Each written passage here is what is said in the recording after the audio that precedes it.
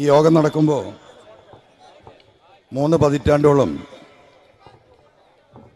Communist പ്രസ്ഥാനത്തിൻ്റെ ആദർശം ഈ നാട്ടിൽ നടപ്പിലാക്കാൻ നടത്തിയ സമര പോരാട്ടത്തിൽ വെടിയേറ്റ് മരിച്ച പ്രിയപ്പെട്ട പുഷ്പൻ അദ്ദേഹത്തെ ആദ്യമായി അനുസ്മരിക്കുകയാണ്. ഈ വേദിയിൽ എത്തിച്ചേർന്നിട്ടുള്ള നാടിൻ്റെ വിവിധ ഭാഗങ്ങളിൽ നിന്നെത്തിയ എൻ്റെ പ്രിയപ്പെട്ട സഹോദരന്മാരെ, ജീവിതത്തിൻ്റെ 2 അറ്റം മുട്ടിക്കാൻ വേണ്ടി ഈ അങ്ങാടിയുടെ വഴിയോരങ്ങളിൽ ഓട്ടോറിക്ഷയും ടാക്സിയും ഓടിക്കുന്ന പ്രിയപ്പെട്ട സഹോദരന്മാരെ, ഈ അങ്ങാടിയിൽ കയറ്റിറക്ക് ജോലി നടത്തുന്ന പ്രിയപ്പെട്ട സഹോദരരെ, ഈ നാടിൻ്റെ വിവിധ ഭാഗത്തു നിന്ന് എത്തിയ കർഷകരെ, കർഷക തൊഴിലാളികളെ, പ്രിയപ്പെട്ട പ്രവാസികളെ, എൻ്റെ പ്രിയപ്പെട്ട വിദ്യാർത്ഥി സുഹൃത്തുക്കളെ,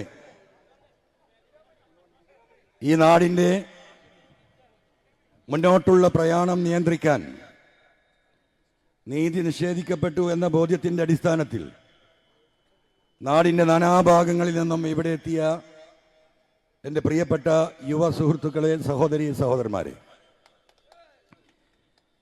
ഈ രീതിയിൽ നിങ്ങൾ അഭിമുഖീകരിക്കേണ്ടി വരും എന്നൊരിക്കലും ഞാൻ കരുതിയതല്ല.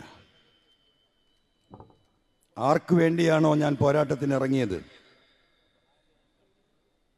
അവരെ തന്നെ മുന്നിൽ നിർത്തിക്കൊണ്ട് അവരുടെ ജീവിത നിലവാരം അല്ലെങ്കിൽ അവരുടെ ജീവിത സാഹചര്യങ്ങൾ വീണ്ടും പ്രതിസന്ധിയിലാക്കുന്ന വിധം ആർക്കു വേണ്ടി ഞാൻ ശബ്ദമുയർത്തിയോ അവരെ തന്നെ തെരുവിലിറക്കിയിരിക്കുകയാണ് ഈ പ്രസ്ഥാനം. അതവിടെ നിൽക്കട്ടെ. ഞാൻ നമ്മുടെ രാഷ്ട്രീയ പ്രശ്നങ്ങളിലേക്ക് കിടക്കുന്നതിന് മുമ്പ് ചില കാര്യങ്ങൾ എനിക്ക് വ്യക്തമാക്കാനുണ്ട്. അത് വ്യക്തമാക്കാൻ ഞാൻ ആഗ്രഹിക്കുകയാണ്. അടിസ്ഥാനപരമായിട്ട് നമുക്കറിയാം, നമ്മുടെ നാട്ടിൽ ഇന്ന് ചർച്ച ചെയ്യപ്പെടുന്ന വിഷയം വർഗീയതയാണ്. സൗണ്ടില്ലേ?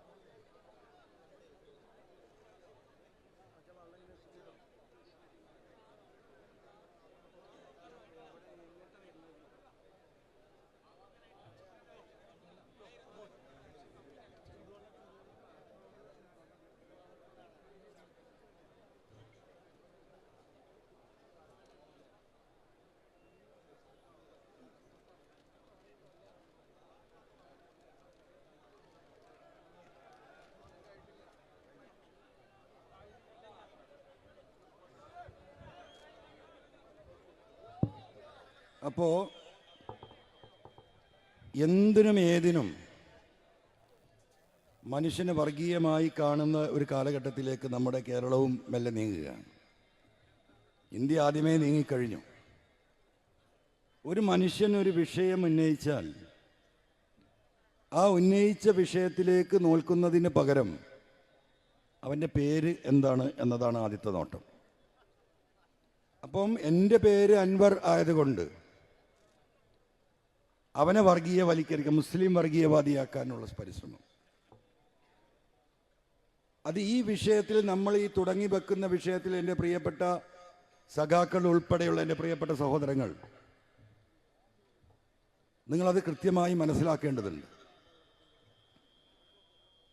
അപ്പം ഞാൻ 5 നേരം നമസ്കരിക്കുന്നവനാണ് എന്ന് പറഞ്ഞതാണ് ഇപ്പോൾ വലിയ ചർച്ച നടക്കുന്നത്. അതായിക്കോട്ടെ, നമ്മളതിലേക്ക് വരാം. അപ്പം ഞാൻ ഔദ്യോഗികമായി പ്രസംഗം തുടങ്ങുകയാണ്. ആ പ്രസംഗം തുടങ്ങുമ്പോൾ ആദ്യമായി എനിക്ക് പറയാനുള്ളത് ഓം ഓം ശാന്തി. ആകാശത്തിരിക്കുന്ന കർത്താവ് ഭൂമിയിലുള്ള മനുഷ്യരെ അനുഗ്രഹിക്കട്ടെ. അസ്സലാമു അലൈക്കും. ലാൽ സലാം സഖാക്കളെ. ഈ വിഷയത്തിൽ എൻ്റെ നിലപാട് ഇതാണ്. എല്ലാ മനുഷ്യരെയും ഒന്നായി കാണണം. ഈ പറഞ്ഞതൊക്കെ ഒന്നാണ്. അസ്സലാമു അലൈക്കും എന്താണ്? ദൈവം നിന്നെ അനുഗ്രഹിക്കട്ടെ, ദൈവത്തിൻ്റെ സമാധാനം ഉണ്ടാകട്ടെ. ഓം ശാന്തിയും അത് തന്നെയാണ്. ആകാശത്തിരിക്കുന്ന കർത്താവ് നിന്നെ അനുഗ്രഹിക്കട്ടെ, എല്ലാം ഒന്നാണ്. അപ്പോൾ ഏതൊരു മതവിശ്വാസിയും മതവിശ്വാസിയാകുന്നത് മതവിശ്വാസി ആയതുകൊണ്ട് അവൻ വർഗീയവാദിയാവുന്നില്ല. മറ്റു മതങ്ങളെ എതിർക്കുകയും അവരോട് വെറുപ്പ് കാണിക്കുകയും ചെയ്യുന്നതാണ് വർഗീയവാദം. അപ്പം അത് രണ്ടും ഒന്ന് വേർതിരിയേണ്ടതുണ്ട്. അപ്പം നമ്മൾ രാഷ്ട്രീയത്തേക്ക് കിടക്കുന്നതിന് മുമ്പ് പ്രിയപ്പെട്ടവരെ, നിങ്ങളൊന്ന് ക്ഷമിക്കണം, എനിക്ക് എൻ്റെ കുടുംബ പശ്ചാത്തലം ചെറുതായിട്ടൊന്ന് വിവരിക്കേണ്ടതുണ്ട്. ഏറനാടിലെ ഒരു കുടുംബത്തിൽ, പുത്തൻവീട്ടിൽ തറവാട്ടിൽ നിന്നാണ് ഞാൻ വരുന്നത്. എൻ്റെ വല്ലിപ്പാൻ്റെ പേര് പി വി മുഹമ്മദ് ഹാജിയാണ്. എൻ്റെ പിതാവിൻ്റെ പേര് പി വി ഷൗക്കത്തലി. ബ്രിട്ടീഷുകാരോട് പോരാടി ഈ രാജ്യത്തിൻ്റെ സ്വാതന്ത്ര്യ സമരത്തിൽ ഒരുപാട് പങ്ക് വഹിച്ച കുടുംബമാണ്. ഒരുപാട് പീഡനങ്ങൾ സഹിച്ച കുടുംബമാണ്. ഒരുപാട് സമ്പത്ത് നഷ്ടപ്പെട്ട കുടുംബമാണ്. രാജ്യത്തിൻ്റെ സ്വാതന്ത്ര്യ സമയത്ത് വിഭജനം നടക്കാൻ പോകുമ്പോൾ ഒരു കാരണവശാലും പാകിസ്ഥാനെ വിഭജിക്കരുത് എന്ന് ആൾ ഇന്ത്യ കോൺഗ്രസ് കമ്മിറ്റിയിൽ വാദിക്കുകയും അതിനുവേണ്ടി ഒരുപാട് സമ്പത്ത് ചിലവാക്കുകയും ചെയ്ത വാപ്പാൻ്റെ മോനാണ് ഞാൻ. നമ്മൾ ഒരിക്കലും ആ ഭാഗത്തേക്ക് ചാഞ്ഞു നിന്നിട്ടില്ല. നമ്മൾ ഈ മതേതരത്വത്തിൻ്റെ മുന്നിൽ, അതിൻ്റെ മുന്നിൽ മനുഷ്യത്വത്തിൻ്റെ കൊടി പിടിച്ച് എൻ്റെ തറവാടും എൻ്റെ കാക്കക്കാരണവന്മാരും കടന്നു പോയിട്ടുള്ളൂ. ചെറിയ അന്വേഷണം നിങ്ങൾ നമ്മുടെ നാട്ടിലൊക്കെ ഒന്ന് നടത്തണം. എൻ്റെ ഉമ്മ 14 പ്രസവിച്ചതാണ്, 14 മക്കൾ. ഞാനതിൽ 11ാമത്തതാണ്. അതിൽ 3 ആൾ മരിച്ചു, ഞങ്ങൾ 11 ആൾ ജീവിച്ചിരിപ്പുണ്ട്. ഉമ്മ ഈ 20 വർഷക്കാലത്ത് 22 വർഷക്കാലത്തിൻ്റെ ഇടക്കാണ് ഈ 14 പ്രസവം നടത്തിയത്. അപ്പം അന്നത്തെ കാലത്ത് പട്ടിണിയും കഷ്ടപ്പാടും ദുരിതവുമുള്ള കാലമാണ്. ഒരു നേരത്തെ കഞ്ഞിക്ക് പോലും വകയില്ലാത്തവരായിരുന്നു നാട്ടിലെ മഹാഭൂരിപക്ഷം ആളുകളും. വീട്ടിൽ വലിയ ചെമ്പിൽ കഞ്ഞി ഉണ്ടാക്കുമായിരുന്നു.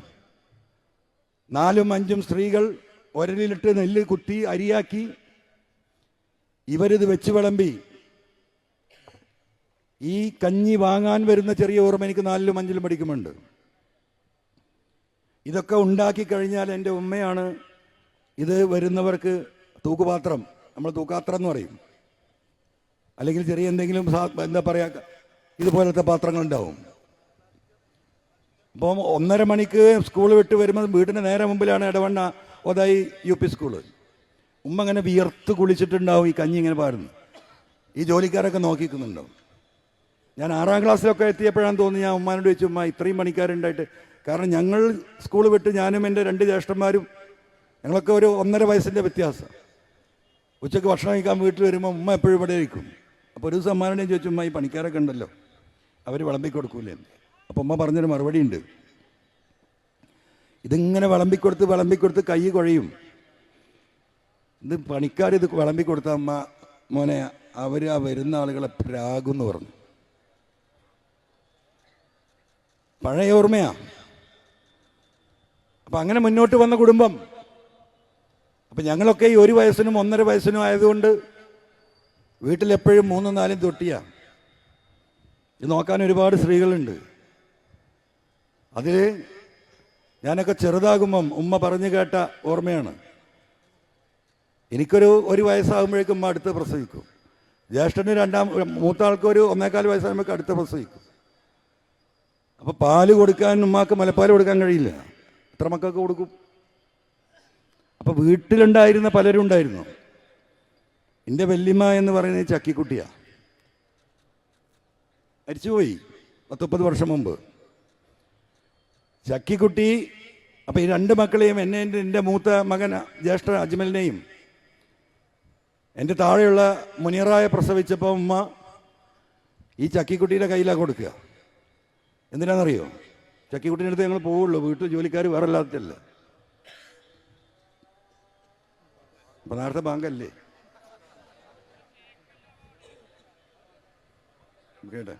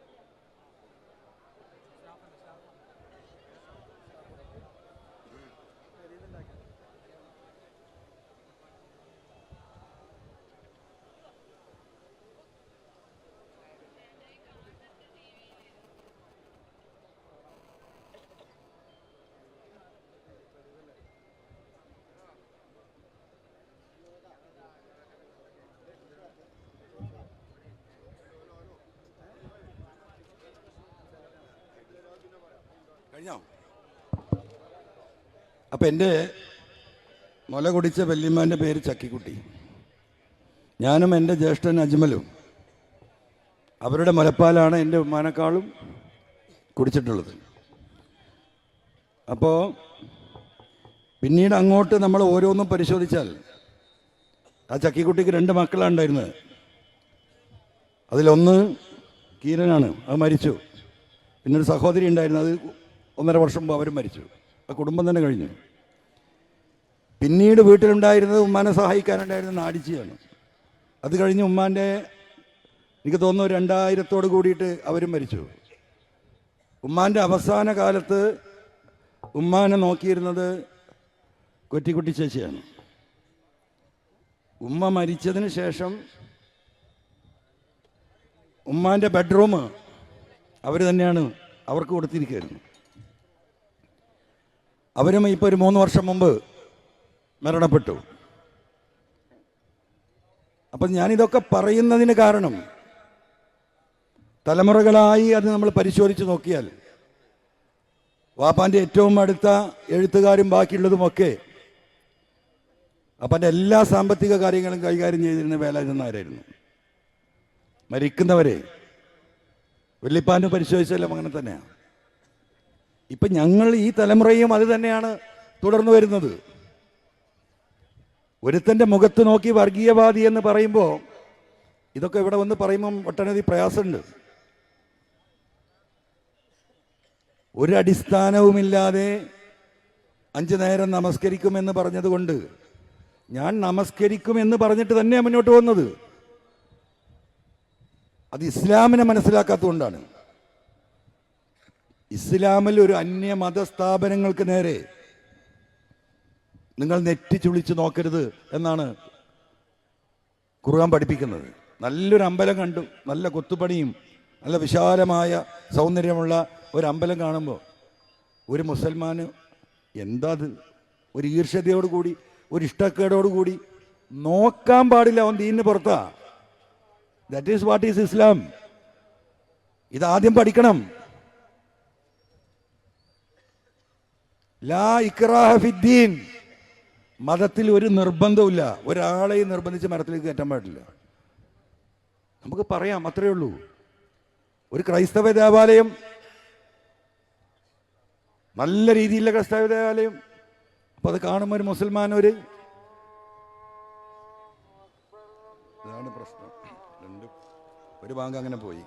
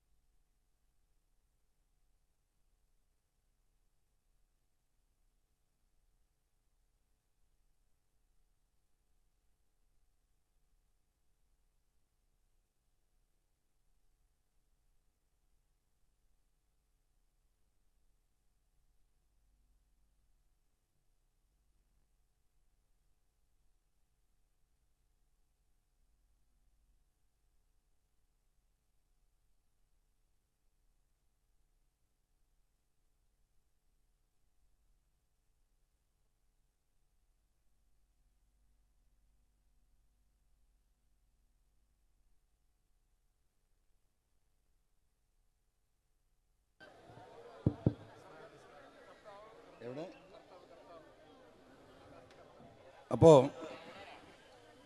ഏതായാലും ഞാൻ എൻ്റെ നിലപാടുകളൊക്കെ പറയാൻ പോകുന്നു. ഞാൻ അനവധി തവണ സർക്കാർ പരിപാടികളിൽ പ്രാർത്ഥന ഒഴിവാക്കണം എന്ന് പറഞ്ഞിട്ടുള്ള വ്യക്തിയാണ്. അങ്ങനെ പറയാനുണ്ടായ കാരണം,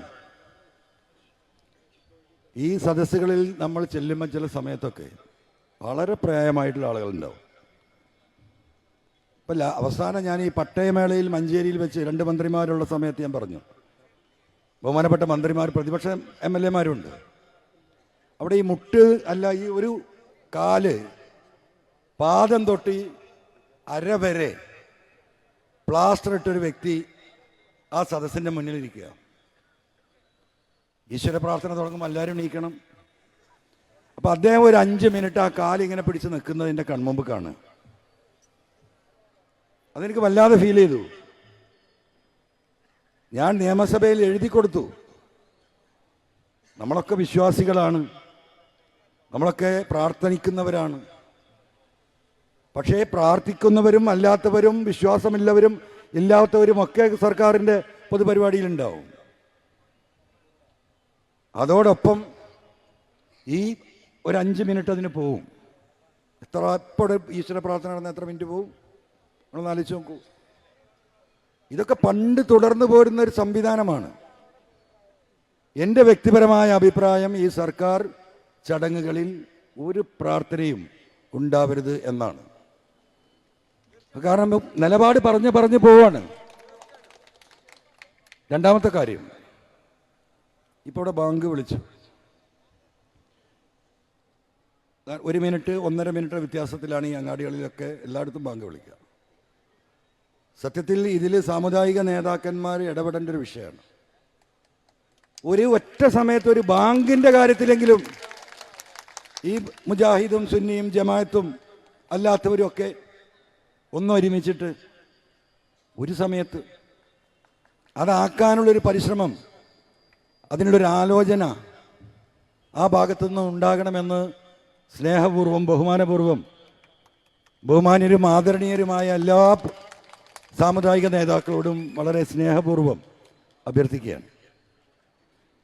അപ്പോൾ നമ്മൾ പറഞ്ഞു വന്നത് കാളിക്കുട്ടിയിലാണ്. അപ്പോൾ എൻ്റെ വല്യമ്മ, എൻ്റെ മുലകുടി വല്യമ്മ ഈ പറയുന്ന മരിച്ചുപോയ എൻ്റെ കാളിക്കുട്ടി അമ്മയാണ്. അത് കഴിഞ്ഞു, മറ്റു കുറച്ച് കാര്യങ്ങൾ കൂടി ഞാൻ സൂചിപ്പിച്ചു. പിന്നെ ക്രൈസ്തവരുമായിട്ടുള്ള ബന്ധം, ഈ സാജൻസ് കറിയൊക്കെ ഇങ്ങനെ നിരന്തരമായിട്ട് ഈ വർഗീയ വിഷം തുപ്പുന്നത് എന്താ? ഇപ്പോഴും ചിലച്ചുകൊണ്ടിരിക്കല്ലേ, ഒരു വിട്ടുവീഴ്ചയില്ലാതെ. കാണുന്നില്ലേ നിങ്ങൾ? ഈ നാട് കുട്ടിച്ചോറാക്കാൻ കഴിഞ്ഞ 4-5 വർഷമായി പരിശ്രമിച്ചുകൊണ്ടിരിക്കുന്നു. എന്തിനാ? ഈ വർഗീയ വിദ്വേഷം കുത്തിവെച്ചാൽ കുത്തിവെക്കുന്നവരും കാണും, എതിരാളികളും കാണും, 2 വിഭാഗം കാണും. പണമുണ്ടാക്കുക എന്ന ഒരൊറ്റ ഉദ്ദേശത്തിൽ. അതിന് തടയിടാൻ നടത്തിയ പരിശ്രമമാണ് ഇപ്പം നമ്മൾ ഇവിടെ എത്തിയിരിക്കുന്നത്. അപ്പം ഞാൻ 6ാം ക്ലാസ് വരെ പഠിക്കണതായില്ല, പിന്നെ ഇടവണ്ണ പാലല്ല. അപ്പം എൻ്റെ മൂത്ത പെങ്ങന്മാർ, എനിക്ക് ഈ 14 10 സിസ്റ്റേഴ്സാണ് കേട്ടോ, മൂത്തതൊക്കെ സിസ്റ്റേഴ്സാണ്. അപ്പം 7ാം ക്ലാസ് കഴിഞ്ഞാൽ പിന്നെ ഒതായിൽ സ്കൂളില്ല, 3 കിലോമീറ്റർ നടന്ന് പുഴ കടന്ന് ഇടവണ്ണ എത്തിയിട്ട് വേറെ സ്കൂളിൽ പോകണം. അപ്പോൾ 7ാം ക്ലാസ്സോട് കൂടിയിട്ട് വാപ്പ എന്ത് ചെയ്യും? കോഴിക്കോട് മലാപ്പുറമിൽ ഞങ്ങൾക്കൊരു വീടുണ്ടായിരുന്നു. ആ വീടിൻ്റെ പേര് വിദ്യാസദൻ. വിദ്യാഭ്യാസത്തിന് വേണ്ടി, മക്കളെ പഠിപ്പിക്കാൻ വേണ്ടി വാപ്പ അന്ന് വാങ്ങിയിട്ടിരുന്ന വീടാണ്. പിന്നെ അവിടെയാണ് ഡിഗ്രി കഴിയുന്നത് വരെ. അങ്ങനെ എന്നെ 6ന്ന് കൊണ്ടുപോയി. എല്ലാവരും 7ാം ക്ലാസ്സിൽ നിന്നാണ് പോയത്. എൻ്റെ ആ 4-5 സിസ്റ്റേഴ്സ് പഠിച്ചത് കോഴിക്കോട് പ്രൊവിഡൻസ് കോളേജിലാണ്. അതിൽ 3 അവിടെ ചെയർമാൻമാരായിരുന്നു. ഒരു സിസ്റ്റർ പഠിച്ചത് ഫറൂഖ് കോളേജിലാണ്, അവൾ അവിടെ വൈസ് ചെയർമാനായിരുന്നു. ഞാനതൊക്കെ പറഞ്ഞു വരുന്നത് എന്തുകൊണ്ടാണ്? ഇതിനൊക്കെ ഒരു കാര്യമുണ്ട്, അതുകൊണ്ടാണ് ജനങ്ങളതൊക്കെ ഒന്ന് അറിയണമല്ലോ. ഞാൻ 7ാം ക്ലാസ്സിൽ ക്രിസ്ത്യൻ കോളേജ് ഹൈസ്കൂളിൽ ചേരുമ്പോൾ ഞങ്ങൾ താമസിച്ചിരുന്ന ഞങ്ങളെ വീടിൻ്റെ നേരെ മുമ്പിലാണ് ക്രൈസ്റ്റ് ഹാൾ എന്ന് പറഞ്ഞത് ഒരു ക്രൈസ്തവ ദേവാലയവും മറ്റുമുള്ള അവരുടെ ട്രെയിനിങ് സെൻ്ററൊക്കെ ഉള്ള സ്ഥലമാണ്.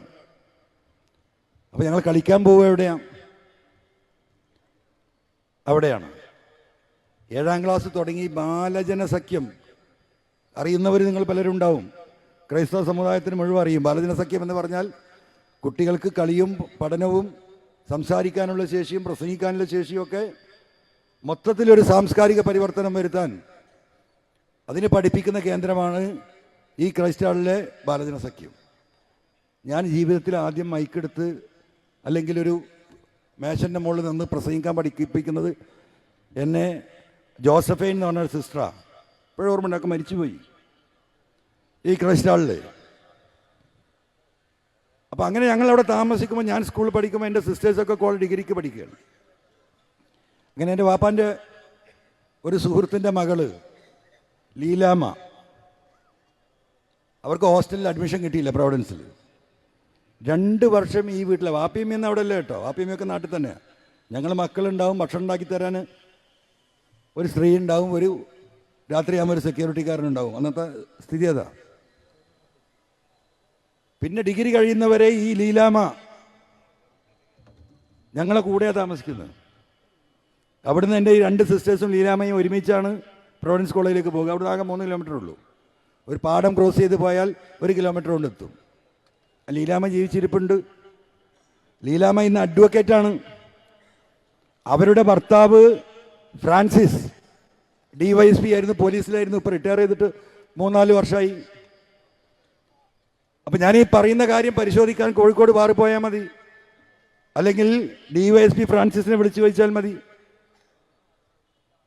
അങ്ങനെ ജീവിച്ചവരാ ഞങ്ങൾ. ഇന്നും ആ ബന്ധം ഇവിടെ തുടരുക. അപ്പോൾ എളുപ്പമാണല്ലോ ഒരൊറ്റ ചാപ്പ കുത്താൻ. ആളുകൾ എന്ത് വിചാരിക്കുന്നു എന്നാണ് പറഞ്ഞ് പറഞ്ഞ് പറഞ്ഞ് മുന്നോട്ട് പോകണം.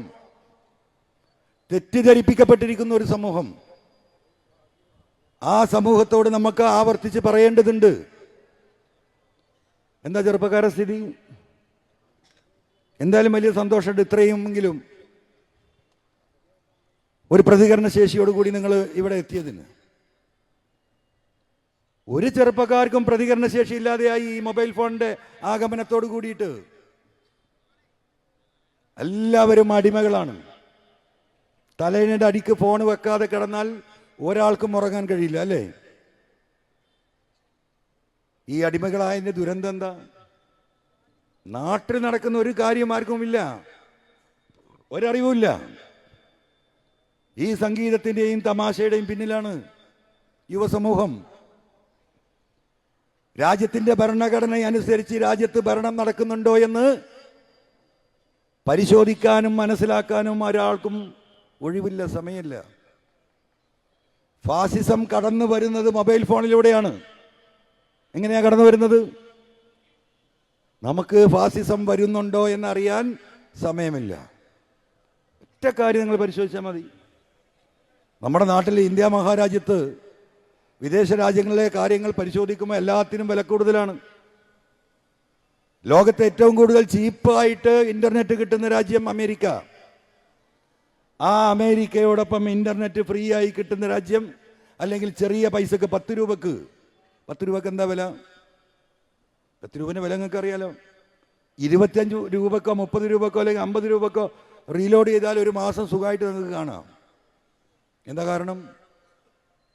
മോഡി സർക്കാർ എല്ലാത്തിനെയും പിഴിഞ്ഞെടുക്കുമ്പോൾ പാവപ്പെട്ട കർഷകരെ തുടങ്ങിയിട്ട് ഈ നാട്ടിലുള്ള മുഴുവൻ കാര്യങ്ങളിലും എങ്ങനെ സമ്പത്ത് അടിച്ചു മാറ്റാൻ എന്ത് വഴി എന്ന് നോക്കി അതെല്ലാം പിടിച്ചെടുത്തുകൊണ്ടിരിക്കുമ്പോഴും 150 കോടി ജനങ്ങളുള്ള ഇന്ത്യയിൽ ഇന്റർനെറ്റ് ഫ്രീയോട് സമാനമായ റേറ്റിന് വെറുതെ അങ്ങോട്ട് തരികയാണ്. കാരണം ഇതിന്ന് കണ്ണെടുക്കൂല. ഇത് ഫാസിസത്തിന്റെ മറ്റൊരു വഴിയാണ്. നമ്മൾ ആരെങ്കിലും ചിന്തിച്ചിട്ടുണ്ടോ? അപ്പൊ ഇതിങ്ങനെ കാണുക, ഉച്ചക്ക് നല്ല ഭക്ഷണം കഴിക്കുക. നമ്മൾ തൊഴിലാളികളടക്കം ഇപ്പോൾ ഉച്ചയോട് കൂടിയിട്ട് ജോലി തീരും. മാന്യമായ കൂലി ഇന്ത്യയിൽ ഏകദേശം ദുബായിൽ കിട്ടുന്നതിനേക്കാളും കൂലി ഇവിടെ വെക്കുന്നുണ്ട്. ഇപ്പം മേസന്മാരും ഇലക്ട്രീഷ്യന്മാരൊക്കെ നമ്മൾ വിളിച്ചു ചോദിച്ചാൽ അവിടെ പോയി ഈ പറഞ്ഞ അട്ടിക്കിട്ട് കിടന്നാൽ തന്നെ കിട്ടുന്നത് 10,000-50,000 റുപ്യാണ് ഇന്ത്യൻ്റെ ഈക്വലൻ്റ് ആയിട്ടുള്ളത്. അതിലൊരു 10-30,000 റുപ്യയുടെ ചിലവാണ്, പിന്നെ ഒരു 10-20,000 രൂപയെ ബാക്കിയാവുന്നു. പക്ഷെ അതിലേറെ ലാഭം കൂലി ഇന്ന് നമ്മുടെ നാട്ടിലാണ്. അപ്പോൾ അവരും സാറ്റിസ്ഫൈഡാണ്. അപ്പോൾ പിന്നെ വീട്ടുകാരെ ചർച്ച രാത്രി ഇന്ന് ഭക്ഷണം ഉണ്ടാക്കണം, ബ്രേക്ക്ഫാസ്റ്റ് എന്ന് ഉണ്ടാക്കണം എന്നാണ്. ഒരുവിധം വീട്ടിലൊന്നും ഇപ്പോൾ രാത്രി ഭക്ഷണം ഉണ്ടാക്കലില്ല. ഉണ്ടോ? വളരെ കുറവാണ്. അപ്പോൾ ഈ മന്തിയും കിന്തിയും ഇഷ്ടംപോലെ ഭുജിക്കുക. കുഴിയില്ല മന്തി, കുഴിയില്ലാത്ത മന്തി, തലമന്തി, കാലുമന്തി, ഇതിങ്ങനെ സെർച്ചിങ് എവിടെയാ മന്തി. നീ അതൊക്കെ കഴിഞ്ഞിട്ട് പിന്നെന്ത് വേണം? അടിച്ച് വീശി എന്താ പറയുക, 2 ഫുട്ബോളിൻ്റെ അത്ര ഓരോരുത്തരുടെ വയറ്. എന്നിട്ട് വന്നിട്ട് രാത്രി 12 മണിക്ക് 1 മണിക്ക് ഒറ്റ കിടത്താം. പോരുന്ന വഴിയിൽ ഇങ്ങനെ തപ്പി നടക്കും. എന്തിനാ അറിയോ? ഐസ്ക്രീം എവിടെയാ പൊരിച്ചത് കിട്ടുക. ലോകത്തെവിടെയും ഐസ്ക്രീം പൊരിക്കുന്നത് നമ്മൾ കണ്ടിട്ടുണ്ടോ? എന്നിട്ട് അതും കൂടി വിഴുങ്ങിയിട്ട് പോയി കിടക്കുക. സകല ആശുപത്രിയും ഫുള്ള. ഒരു പഞ്ചായത്തിൽ 5-10 ക്ലിനിക്കുകൾ നമ്മുടെ നാട്ടിൽ. എന്തേ തൊട്ടടുത്ത ഈ ഗൂഡല്ലൂർ കയറിയാൽ, ഗൂഡല്ലൂരൊന്ന് പോയി പരിശോധിക്കും നിങ്ങൾ. ഈ 10-15 കൊല്ലത്തിനുള്ളിൽ എത്ര ക്ലിനിക്ക് അവിടെ ഉണ്ടായിട്ട് 1-2 ഉണ്ടാവും. ഇവിടുത്തെ ഇരട്ടി ആളുണ്ട്. ഇവിടെ 25 ഉണ്ടാകുമ്പോൾ അവിടെ 2 എന്തേ? തമിഴന്മാർ ഇപ്പോഴും കഞ്ഞി കുടിക്കും, അത്യാവശ്യം പച്ചക്കറിയൊക്കെ കഴിക്കും, ആവശ്യത്തിനേ മാംസം കഴിക്കുള്ളൂ. നീ എന്താ കഴിച്ചത്? കഞ്ഞിയും പുമ്മളും വന്ന് നമ്മളെ നാട്ടുകാർ പാരയും പറഞ്ഞാൽ ഓനെ പുറത്താക്കുന്നു പറയും അല്ലേ? അപ്പം ഈ ദുരന്തങ്ങൾ, ഞാൻ ഇതൊക്കെ പറഞ്ഞു വരുന്നത് എന്തുകൊണ്ടാണ് അറിയോ? നമ്മളൊരു തനി രാഷ്ട്രീയം മാത്രം പറഞ്ഞു പോവുകയല്ല. യുവാക്കൾ നിങ്ങൾ ചിന്തിക്കാൻ വേണ്ടിയിട്ടായി പറയുന്നത്. എന്താ കേരളത്തിൻ്റെ സ്ഥിതി? സ്ഫോടകാത്മകമായ അവസ്ഥയിൽ നിൽക്കുന്നു. നോക്കിയാൽ എന്തൊരു ശാന്തത, എന്തൊരു സമാധാനം. എത്ര നാൾ നിങ്ങൾക്കറിയോ ഈ നാട് എങ്ങോട്ടാണ് ഇവർ കൊണ്ടുപോകുന്നത്? പോലീസിന്റെ ഒരു 10-25% പൂർണ്ണമായും ക്രിമിനൽ വൽക്കരിക്കപ്പെട്ടിരിക്കുന്നു. ഒരു സംശയം നിങ്ങൾ അതിന് കരുതണ്ട. പലരും നിങ്ങളിൽ അനുഭവസ്ഥരല്ലേ? അപ്പൊ ആ ക്രിമിനൽ വൽക്കരണം വന്ന് ഈ രാജ്യത്തിന്റെ പൊതുമുതൽ പോലും, എയർപോർട്ട് വഴി വരുന്ന സ്വർണം അത് പിടിച്ചെടുത്താൽ സർക്കാരിലേക്ക് ഡിപ്പോസിറ്റ് ചെയ്യേണ്ട, ഈ നാടിന്റെ അസറ്റായി മാറേണ്ട സ്വർണം ഒരു വിഭാഗം വലിയൊരു ശതമാനം അടിച്ചു മാറ്റുന്നു. അതുമായി ബന്ധപ്പെട്ട് നാട്ടിൽ കൊലകൾ നടക്കുന്നു. അതുമായി ബന്ധപ്പെട്ട് നാട്ടിൽ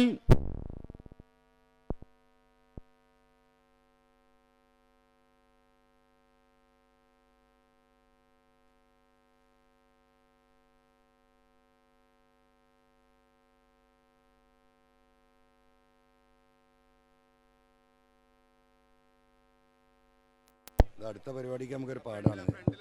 സൗണ്ടില്ലല്ലോ മോനെ, നോക്ക്. അല്ല, നീ പറയാൻ പറ്റില്ല. ഹലോ ഹലോ ഹലോ, കേൾക്കണ്ടോ? അപ്പോ എങ്ങനെയാണ് ഞാൻ ഈ വിഷയം ഇത്ര മാത്രം ഗൗരവതരമായി കേരളം ചർച്ച ചെയ്യേണ്ടി വന്നത്? ഇത് 1 ദിവസമോ 2 ദിവസമോ 10 ആണെങ്കിൽ കുഴപ്പമില്ല, നമുക്ക് മനസ്സിലാക്കാം. ഉത്തരവാദിത്തപ്പെട്ടവർ അറിയാതെ പോയതാണ് എന്ന്. കഴിഞ്ഞ 3 ചില്ലാൻ വർഷം കോഴിക്കോട് എയർപോർട്ട് കരിപ്പൂര് വഴി നടക്കുന്നത് ഈ ഒരു വലിയ തട്ടിപ്പ്. എങ്ങനെയാണ് പോലീസിന് ഇവരെ പിടിക്കാൻ പറ്റുന്നത്? എങ്ങനെയാണ് കസ്റ്റംസിൽ നിന്ന് ഇവർ രക്ഷപ്പെട്ടു പോരുന്നത്? ഇപ്പൊ മുഖ്യമന്ത്രി പറഞ്ഞല്ലോ, പോലീസ് നടപടി സ്വീകരിക്കുന്നത് കൊണ്ട് കള്ളക്കടത്തുകാർക്ക് കള്ളക്കടത്ത് നടത്താൻ ചെറിയ പ്രയാസം, ബുദ്ധിമുട്ടൊക്കെ ഉണ്ട്. അപ്പോ അൻവർ ഉന്നയിക്കുന്നതിന് പിന്നിൽ ഈ പോലീസിനെ മാറ്റിക്കഴിഞ്ഞാൽ വലിയ കള്ളക്കടത്ത് നടത്താനുള്ള സൗകര്യമുണ്ടാകുമല്ലോ, ആ ലോബിയെ സഹായിക്കാനാണോ ഈ അൻവർ ഈ വിഷയം ഉന്നയിച്ചത് എന്നതിലേക്ക് കൊണ്ടുവച്ച് നിർത്തിയിരിക്കുകയാണ്. ഞാനതിലേക്ക് വിശദീകരിക്കാം. അപ്പോൾ ഇങ്ങനെ ഈ വിഷയം നടക്കുന്നു എന്ന് ആവർത്തിച്ച് പൊളിറ്റിക്കൽ സെക്രട്ടറിയെ കണ്ട് ഞാൻ പറഞ്ഞിട്ടുള്ളതാണ്. അദ്ദേഹം പറയപ്പോൾ MLA തെളിവെന്തെങ്കിലും ഉണ്ടോ? ഞാൻ പറയും എൻ്റെ കയ്യിൽ തെളിവൊന്നുമില്ല. ഇപ്പോഴത്തെ കാര്യമില്ല, ഒരു 5-8 മാസം മുമ്പത്തെ കാര്യമാണ് പറയുന്നത് കേട്ടോ. പിന്നെ ഈ സാജൻ സ്കറിയയുടെ വിഷയം വരികയും സാജൻ സ്കറിയയെ കേസിൽ കൊടുക്കാതെ രാജ്യദ്രോഹ കുറ്റമായ വയർലെസ് ചോർത്തിയതിൽ പോലും ശക്തമായ നടപടിയെടുക്കാതെ സാജൻ സ്കറിയയെ രക്ഷപ്പെടുത്തി വിട്ടപ്പോഴാണ് എൻ്റെ കണ്ണുറക്കുന്നത്. അപ്പം എനിക്ക് തോന്നി ഇതിലെന്തോണ്ടല്ലോ, ഇതുപോലൊരു രാജ്യദ്രോഹിയെ ഈ ADGP അജിത് കുമാറും ശശിയും കൂടി രക്ഷപ്പെടുത്തുന്നുണ്ടെങ്കിൽ അതിനൊരു കാരണം ഉണ്ടാവുമല്ലോ. ഒരു നന്മയുള്ളൊരു ഓഫീസർക്കോ ഒരു പൊളിറ്റിക്കൽ സെക്രട്ടറിക്കോ എടുക്കാവുന്ന നിലപാടല്ല അവരെടുത്തത്. അപ്പം ആ അന്വേഷണമാണ് നോക്കുക. എന്ത് കഷ്ടം.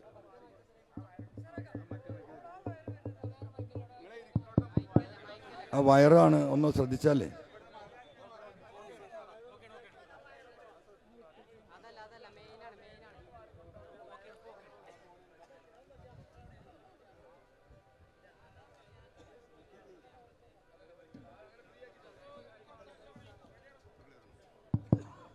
അപ്പോൾ അങ്ങനെ ആ അന്വേഷണം നടത്തി വരുമ്പോഴാണ് ഇത്രമാത്രം കേസ് എങ്ങനെയാണ് പോലീസ് പിടിക്കുന്നത്.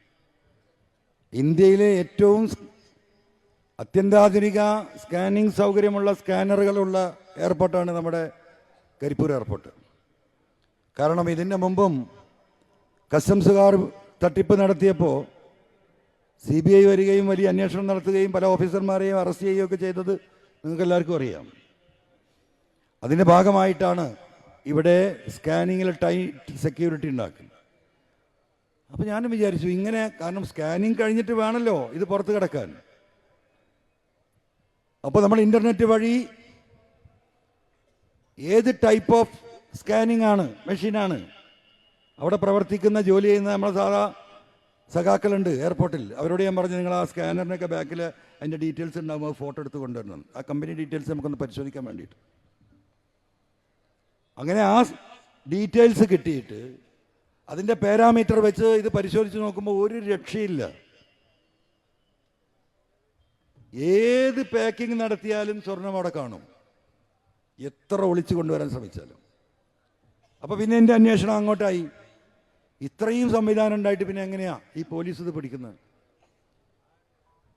അപ്പം പിന്നെ പോലീസ് പിടിച്ചാൽ എന്താ ചെയ്യേണ്ടത്? ആര് പിടിച്ചാലും ഈ സ്വർണം നേരെ കസ്റ്റംസിൽ പ്രിവെൻറ്റീവ് ഡിവിഷനിൽ കൊടുക്കണം. അതാണ് നിയമം. മുഖ്യമന്ത്രി പറഞ്ഞതല്ല നിയമം. ഞാൻ പറഞ്ഞുതരാം നിങ്ങൾക്ക്. അവിടെ ഏൽപ്പിക്കണം. എവിടുന്ന് കിട്ടിയാലും ഏത് സ്വർണം കിട്ടിയാലും വിദേശത്ത് നിന്നാണ് കടന്നു വന്നത് എന്ന് ഉറപ്പുണ്ടെങ്കിൽ അത് ഏൽപ്പിക്കേണ്ടത് കസ്റ്റംസിനെയാണ്. ആ വെളിയിൽ നിന്ന് ഇങ്ങനെ പിടിച്ചാലും അവൻ്റെ കോളറും പിടിച്ച് നേരെ കൊണ്ടുപോയി ആ കൗണ്ടറിൽ കൊടുത്താൽ മതി. ഈ കൊണ്ടുപോകുന്നവന്, ഈ പോലീസ് ഉദ്യോഗസ്ഥർക്ക്, ആ ടീമിന് 20% കമ്മീഷൻ കിട്ടും. 1 കിലോ സ്വർണം പിടിച്ചാൽ 200 ഗ്രാം അവർക്ക് കിട്ടും. അപ്പം അങ്ങനെ റിപ്പോർട്ടേ ചെയ്യണില്ല. അപ്പം ഞാൻ അങ്ങനെ ആലോചിച്ചു, എന്ത് പടച്ചോനിത്? കാരണം 20% കിട്ടണമല്ലോ. അതിന് കുറച്ച് പാരാമീറ്റേഴ്സ് ഉണ്ട്. ഇനി ആ പാരാമീറ്റർ ഒക്കെ തട്ടിക്കഴിച്ചാലും ഒരു 10-12% കിട്ടും. അപ്പോഴാണ് പിന്നെ ഞാൻ ഈ അന്വേഷണം, ഈ കൊണ്ടുവന്നവരെ കോടതിയിൽ നിന്നൊക്കെ ഡീറ്റെയിൽസ് പകർത്തി എല്ലായിടത്തും 102 CRPC പ്രകാരം CMP ഫയൽ ചെയ്തിട്ടുണ്ട്. കുറച്ച് ഡീറ്റെയിൽസ് എടുത്തു. നമ്മൾ അഡ്രസ്സുകൾ കണ്ടെത്തി. പലരും വിദേശത്താണ്. ചിലരെയൊക്കെ കണ്ടെത്താൻ കഴിഞ്ഞു. ആ കണ്ടെത്തി അവരുമായി സംസാരിക്കുമ്പോഴാണ് ഇതിൻ്റെ സീരിയസ്നെസ് മനസ്സിലാവുന്നത്. ഒരിക്കലും വിശ്വസിക്കാൻ കഴിയാത്ത വിധമാണ് ഈ ഏർപ്പാട് നടക്കുന്നത്. എന്താ പരിപാടി എന്നറിയാം നമുക്ക്? ഈ സ്വർണം കൊണ്ടുവരുന്ന പാസഞ്ചർ കാരിയർ ഇത് അവിടുന്ന് കൊടുത്തു വിടുന്നവർ നല്ല പാക്കിംഗ് സിസ്റ്റത്തിലാണ് സാധനം അയക്കുന്നത്. പാക്കിംഗ് കസ്റ്റംസിൽ വരുമ്പോൾ ഇത് കാണുന്നുണ്ട്. ആ യെല്ലോ ഷെയ്ഡ് സ്കാനറിൽ കാണാം, എത്ര മൈന്യൂട്ടാണെങ്കിലും ഇവർ കാണാത്ത പോലെ കടത്തിവിടുന്നു. പാസഞ്ചർ കൈസിലായി. അപ്പം എന്താ, ഇവനെ കടത്തി വിടുന്നതോട് കൂടിയിട്ട് സുജിത് ദാസിൻ്റെ ടീം പുറത്തുണ്ട്. അവർക്ക് ഇവൻ്റെ പാസ്പോർട്ട് ഡീറ്റെയിൽസും അവൻ്റെ ഫോട്ടോയും അവിടെ നിന്നല്ല എടുത്തയക്കുന്നത്. ഇത് വെച്ച് ഇവർ പുറത്ത് നിൽക്കുകയാണ്. കടന്ന് പുറത്തേക്ക് വന്നാൽ ആ എയർപോർട്ട് അങ്ങോട്ട് മൂവ് ചെയ്യാൻ 2 TV നിങ്ങൾ കണ്ടിട്ടുണ്ടാകും വിചാരിക്കുന്നത്. 2 പാസഞ്ചേഴ്സ് നമ്മൾ TV പുറത്ത് വിട്ടത്. അവിടുന്ന് പിന്നെ ഇവരെ അങ്ങോട്ട് കൊണ്ടുപോവാണ് ഇവരുടെ കേന്ദ്രങ്ങളിലേക്ക്. പിന്നെ അവർ തീരുമാനിക്കുകയാണ് 2 കിലോ സ്വർണം പിടിച്ചാൽ എത്രയാണ് കൊടുക്കേണ്ടതെന്ന് അവർ തീരുമാനിക്കുകയാണ്. ആ രീതിയിൽ പിന്നെ ഈ പറയുന്ന സ്വർണ്ണപ്പണിക്കാരൻ്റെ കടയിലേക്ക് പോകുന്നു. ഒരു സ്വർണ്ണപ്പണിക്കാരൊന്നും അല്ല കേട്ടോ, ഒരൊറ്റ അപ്രൈസറേ ഉള്ളൂ കസ്റ്റംസ് അപ്രൂവ് ചെയ്തിട്ടുള്ളത്. നിങ്ങളൊന്ന് അന്വേഷിക്കണം, ഈ കൊണ്ടോട്ടിയിൽ എന്താ ഇത്ര വലിയ സേട്ടുമാർ? ഇപ്പം ഈ കഴിഞ്ഞ 3 കൊല്ലമായിട്ട് എത്ര സേട്ടുമാർ, സ്വർണം നിങ്ങൾക്കൊക്കെ അറിയാം, നിലമ്പൂരുണ്ടാവും, ഓർണമെൻറ്റ്സ് വാങ്ങിയിട്ട് ഉരുക്കിയിട്ട് ജ്വല്ലറിക്കാർക്ക് കൊടുക്കുന്ന സേട്ടുമാർ ഇവിടെയുണ്ട്. എന്നാൽ കേരളത്തിൽ ഏറ്റവും കൂടുതൽ സേട്ടുമാർ ഇത് ഉരുക്കാൻ സംവിധാനമുള്ളവർ കൊണ്ടോട്ടിയാണ്. ഞാൻ കൊടുത്ത പരാതിയിൽ ഞാൻ പറഞ്ഞതിലുള്ള കാര്യം അതാണ്. ഈ സ്വർണ്ണപ്പണിക്കാരൻ ഉണ്ണി ഈ കഴിഞ്ഞ 3 വർഷം കൊണ്ട് മാത്രമുണ്ടാക്കിയ സമ്പത്ത് ഈ അന്വേഷണ ഏജൻസി അന്വേഷിച്ചാൽ മനസ്സിലാവും. ഇന്നലെ വരെ ഒരാൾ ആ വഴിക്ക് പോയിട്ടില്ലല്ലേ? ഇപ്പൊ പറഞ്ഞതിനൊക്കെ തെളിവ് ആരുണ്ടാക്കി കൊടുക്കണം? ഞാൻ ഉണ്ടാക്കി കൊടുക്കണം. ഇൻവെസ്റ്റിഗേഷൻ ഏജൻസി അങ്ങോട്ടും പോവില്ല. പത്രക്കാരെ മുഴുവൻ വിളിച്ച് കൊണ്ടോട്ടിയിലൂടെ നടക്കേണ്ടി വന്നു PV അൻവറിന്. നിങ്ങൾ കണ്ടല്ലോ. എന്നിട്ടും സംസ്ഥാനത്തെ ഭരണകക്ഷിക്കോ പോലീസിനോ ഒരു അനക്കവുമില്ല. എൻ്റെ മൊഴിയെടുത്തപ്പോൾ ഞാൻ പറഞ്ഞു IG-യോട് 188ഓളം കേസാണ് പോലീസ് ഇതുപോലെ ബുക്ക് ചെയ്തിട്ടുള്ളത്. ഒരു 10 ആൾ IG നിങ്ങൾ വിളിപ്പിക്കുക, അവരോടൊന്ന് അന്വേഷിക്കുക. നിങ്ങൾ സ്വർണവുമായിട്ട് പുറത്തിറങ്ങിയിട്ട് എവിടുന്നാ പോലീസ് പിടിച്ചത്? എങ്ങോട്ടാ കൊണ്ടുപോയത്? എങ്ങനെയാ ചോദ്യം ചെയ്തത്? സ്വർണം എവിടെ വെച്ചാ ഉരുക്കിയത്? അത് എത്ര ഗ്രാം ഉണ്ടായിരുന്നു? ഒരാളെ വിളിച്ചിട്ടില്ല. ഒരാളെ. ഇതാണോ അന്വേഷണം? ഒരാളെ വിളിച്ചിട്ടില്ല സുഹൃത്തുക്കളെ, നിങ്ങൾ മനസ്സിലാക്കണം. അവസാനം മുഖ്യമന്ത്രി എന്നെ കള്ളനാക്കിയപ്പോ രണ്ടും കൽപ്പിച്ച് ഞാൻ ഇറങ്ങി. നാട്ടുകാരുടെ സഹായത്തോടും പിൻബലത്തോടും ദൈവത്തിന്റെ അനുഗ്രഹം കൊണ്ടും ആ 2 പാസഞ്ചേഴ്സ് വരാൻ തയ്യാറായി, അവരുടെ കുടുംബസമേതം. പടച്ചോൻ എന്നെ കാത്തത് എവിടെ അറിയും നിങ്ങൾ? ഈ 2 പാസഞ്ചേഴ്സും വരുമ്പോൾ അവരെ റിസീവ് ചെയ്യാൻ പോയത്, ഒരാളെ റിസീവ് ചെയ്യാൻ പോയത് അവൻ്റെ വാപ്പയുമ്മയാണ്. മറ്റേ കുട്ടിയെ റിസീവ് ചെയ്യാൻ പോയത് അവൻ്റെ ഭാര്യയുടെ ജ്യേഷ്ഠത്തിയും അമ്മാവൻ്റെ മകനുമാണ്. ആ സംഭവങ്ങൾ മുഴുവൻ അവർ വിവരിച്ചത് നിങ്ങൾ കേട്ടല്ലോ. ഇങ്ങനെ പബ്ലിക്കായിട്ട് ഈ 2 ആളെ കാര്യം ഞാൻ പുറത്തു വിട്ടിട്ട് പ്രിയപ്പെട്ട കേരളത്തിലെ 3.5 കോടി ജനങ്ങളോടാണ് ഞാൻ പറയുന്നത്. ആ പാസഞ്ചർമാരെ അടുത്ത് പോയിട്ട് അവരോടൊന്ന് ചോദിച്ചോ പോലീസ്, സ്പെഷ്യൽ ഇൻവെസ്റ്റിഗേഷൻ ടീം? ബാക്കിയൊക്കെ വിടൂ. ഈ 3.5 കോടി ജനങ്ങളോട് അവർ പറയുന്നത് കേട്ടിട്ട് ഒരു പോലീസ് ഉദ്യോഗസ്ഥൻ, ഞാൻ പുറത്തുവിട്ട വീഡിയോയിലെ ആളുകൾ ഇപ്പോഴും ജീവിച്ചിരിപ്പുണ്ടല്ലോ, ആ 2 പാസഞ്ചേഴ്സും അവരുടെ കുടുംബവും, ഒന്ന് തൊട്ടടുത്ത കാളികാവിലും ഒന്ന് കൊടുവള്ളിയിലുമാണ്. എന്താ അന്വേഷിക്കാത്തത്? ഇപ്പൊ അൻവർ ഫോണ് ചോർത്തിയതിന് കേസെടുത്ത് നടക്കുക അല്ലേ? അതല്ലേ? നമ്മൾക്ക് നോക്കാം. ഇങ്ങനെ പ്രതികരണമില്ലാതെ നിൽക്കുകയാണ് നിങ്ങൾ. മനസ്സിലായോ? വെള്ളരിക്ക പട്ടണമായി മാറിയിരിക്കുന്നു കേരളം. നിങ്ങൾ മനസ്സിലാക്കിക്കോ. ഞാൻ വിശദീകരിക്കുന്നില്ല. മണിക്കൂറുകൾ നാളെ രാവിലെ വരെ നിന്ന് പറയാൻ എനിക്ക് കഴിയും. ഒരു കടലാസിന്റെ സഹായം വേണ്ട, എൻ്റെ മനസ്സിലുണ്ട്. ഞാൻ സൂചിപ്പിച്ച് പോവാണ്. ഇപ്പൊ പാർട്ടി സഖാക്കൾ ഒരു കാര്യം മനസ്സിലാക്കണം. പാർട്ടിക്ക് കൊടുത്ത സമയവും ഞാൻ പരിഗണിച്ചില്ല. എന്നാണല്ലോ ഇവിടെ പ്രചരണം. ഞാനിത് നിരന്തരമായി പറഞ്ഞുകൊണ്ടിരുന്നു. ഞാൻ നിരന്തരമായി പറഞ്ഞതിൻ്റെ പേരിലാണ്